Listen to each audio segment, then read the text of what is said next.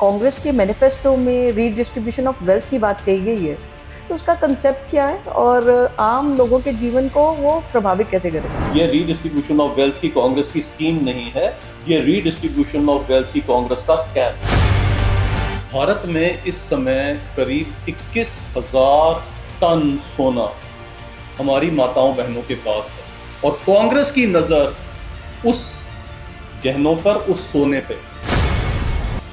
Problem इसकी ये है, जो राहुल गांधी जी ने खुद कहा कि हम सबका एक्सरे करने वाले हैं, तो ये वो राहुल गांधी जी करना चाहते हैं कि एक एक घर में घुसूंगा, एक एक मंगलसूत्र का, एक एक चूड़ी का, जिसके बारे में शायद पति को भी नहीं पता, उसका भी मैं पता करूंगा। 4.8 लाख करोड़ के स्कैम्स हैं। उड़ीसा के एक कांग्रेस एमपी के घर से 350 करोड़ रुपया कैश में बरामद होता है। इतना पैसा है, उसको क्यों डिस्ट्रीब्यूट नहीं कर देते? एक बच्चा है, उसने जी तोड़ मेहनत करके एक यूनिकॉर्न बनाया, वो खुश है, लेकिन आप कहोगे भाई अब तो तेरे पास वेल्थ ज्यादा हो गई, अब तो ये हम किसी और को दे दें, तो वो काम क्यों करेगा? आप देश में मेहनत को, श्रम को खत्म करना चाहते हो। जो लोग गरीबी से अपने आप मेहनत करके उठना चाहते हैं, आप उनको कह रहे हो आप नहीं। This is smelling of a scam. दो पार्टियों की सोच कितनी अलग हो सकती है। मोदी जी कहते हैं कि मैंने लखपति दीदियां बनाई हैं, मैं कई करोड़ लखपति दीदियां और बनाऊंगा, मेरे देश के लोग मेहनत करें और आगे बढ़ें। नरेंद्र तायल जी, आप चीफ स्पोक्स पर्सन हैं बीजेपी चंडीगढ़ के, तो सर आप प्लीज हमें ये समझाइए कि जो कांग्रेस के मैनिफेस्टो में रीडिस्ट्रीब्यूशन ऑफ वेल्थ की बात कही गई है, तो उसका कंसेप्ट क्या है और आम लोगों के जीवन को वो प्रभावित कैसे करेगा? बड़ा अच्छा रुचि जी आपने पूछा। आप तो खुद सेक्रेटरी हैं स्टेट की। ये एक प्रश्न बार बार लोगों से पूछा जा रहा है और अच्छा है कि हम दोनों इसको डिस्कस करके कुछ क्लियर करने की कोशिश करें। ब्रॉडली कॉन्सेप्ट क्या है? ब्रॉडली कॉन्सेप्ट ये है कि जहां ज्यादा किसी के पास पैसा है वो उससे ले लिया जाए और जिसके पास कम है उसको दे दिया जाए। तो प्राइमरीली बड़ा अच्छा लगता है, लेकिन ये अपने आप में कम्युनिस्टिक थॉट और कांग्रेसी थॉट क्यों ला रही है? इसलिए ला रही कि बहुत पहले आपको ध्यान में होगा कांग्रेस की सरकार गिरने वाली थी, उन्हें कम्युनिस्ट की सपोर्ट चाहिए थी, वो मिल नहीं रही थी, यूपीए की सरकार गिरने वाली थी। राहुल गांधी, सोनिया गांधी दोनों चाइना भागे और वहां पे उन्होंने एक चाइना के साथ एक एमओयू साइन किया। उसकी फोटोज आपने देखी हैं इंटरनेट में, हर जगह सबने देखी है, सबने देखी, हर जगह अवेलेबल है जी। अब वो एमओयू के कंटेंट आज तक किसी को नहीं पता, लेकिन मेरा शक है कि ये जो स्कीम निकाली गई है ये उसी के तहत, हालांकि कम्युनिस्ट थॉट जो है वो चाइना में और सारी दुनिया में हर जगह फेल है। तो ये देखने में बड़ा अच्छा लगता है, लेकिन इसकी प्रॉब्लम क्या है जी?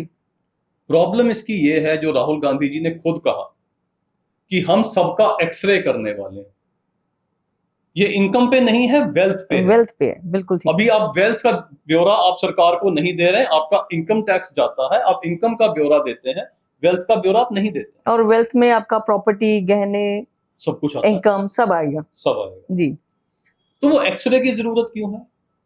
जब मोदी जी ने कहा ये तो आपके मंगलसूत्र पे हाथ डालेंगे, उन्होंने कहा नहीं, हम ऐसा कुछ नहीं कर रहे। लेकिन स्कीम में क्या है?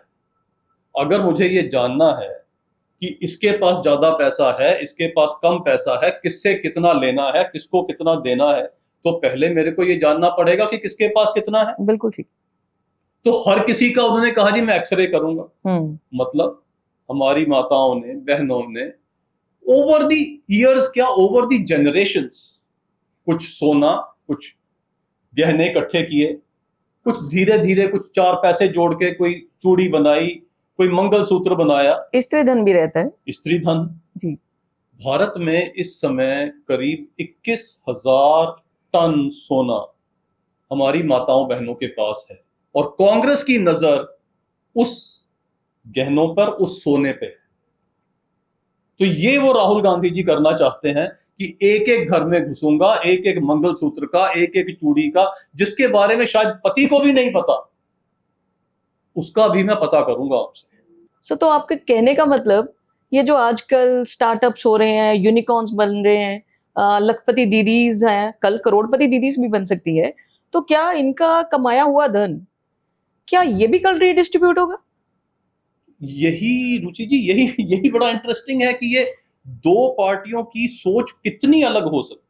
Right. मोदी जी कहते हैं कि मैंने लखपति दीदियां बनाई हैं, मैं कई करोड़ लखपति दीदियां और बनाऊंगा, मेरे देश के लोग मेहनत करें और आगे बढ़े।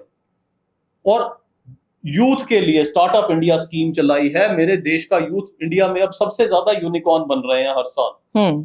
तो वो यूथ जो काम कर रहा है उसको इंसेंटिव मिल रहा है कि तुम आगे बढ़ो, तुम मेहनत करो और कमाई करो, यूनिकॉर्न बनाओ। जब आप कुछ बनाओगे सबको उसका, उसमें लोग एम्प्लॉय भी होंगे, देश को टैक्स भी आएगा, देश आगे बढ़ेगा। लेकिन यहां क्या होगा कि वो एक बच्चा है, उसने जी तोड़ मेहनत करके एक यूनिकॉर्न बनाया, वो खुश है, लेकिन आप कहोगे भाई अब तो तेरे पास वेल्थ ज्यादा हो गई, अब तो ये हम किसी और को दे देंगे। तो वो काम क्यों करेगा? वो लखपति दीदी जिसने अब शायद अपने बच्चों को किसी तरीके एक तरफ रखा, अपने परिवार को देखा, लेकिन साथ में मेहनत की और मेहनत करके लखपति दीदी बनी। जैसे आप कह रही कल को करोड़पति दीदी भी बनेगी, लेकिन जैसे ही वो बनेगी हम कहेंगे अब तो तेरे से हम ले लेंगे और किसी और को दे देंगे, क्योंकि आज आपके पास ज्यादा है। आज आपके पास ज्यादा। तो आप देश में मेहनत को, श्रम को खत्म करना चाहते हो।